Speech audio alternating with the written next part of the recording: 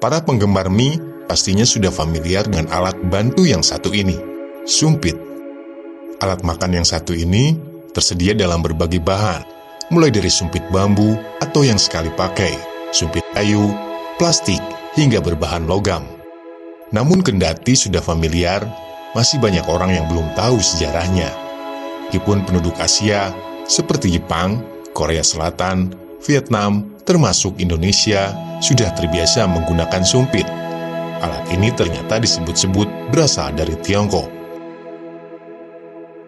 Sumpit diduga sudah ada sejak zaman Neolitik, tepatnya sekitar 5.000 tahun sebelum Masehi.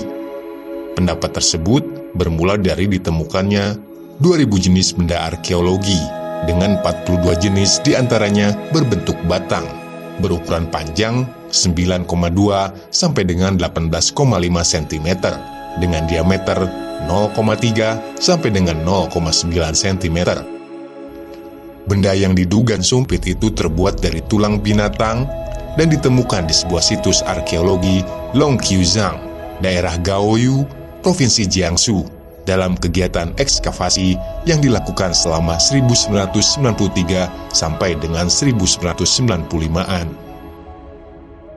Menurut cerita, sumpit kayu pertama kalinya dibuat oleh pendiri dinasti Xiak, Dayu, pada 2011 sampai dengan 1600 sebelum Masehi.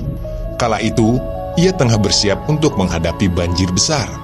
Menjelang waktu makan, Dayu pun mematahkan ranting dan menjadikannya sebagai alat makan. Ada juga kisah lainnya yang berasal dari masa Raja Zhou pada 1105 sampai dengan 1046. Saat itu, raja terakhir dinasti Shang itu menggunakan sumpit gading untuk menyantap makanannya. Raja Zhou sengaja menggunakan sumpit gading untuk menggambarkan gaya hidup mewah dirinya bersama dengan keluarganya.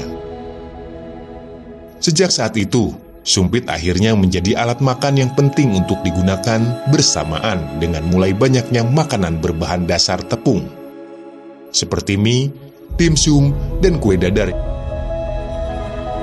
Dalam bahasa Cina klasik, sumpit disebut juga dengan zhu, yang terdiri dari bambu dan memiliki karakter membantu. Setelah itu, sumpit pun akhirnya identik terbuat dari bambu.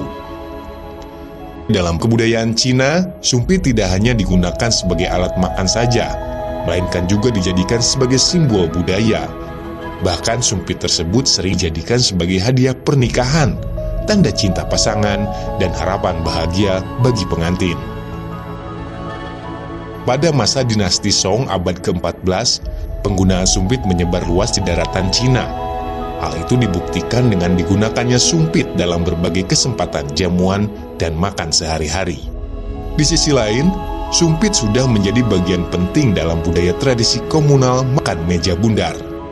Pada abad ke-7, sumpit mulai digunakan masyarakat Jepang hingga menyebar di masyarakat Korea.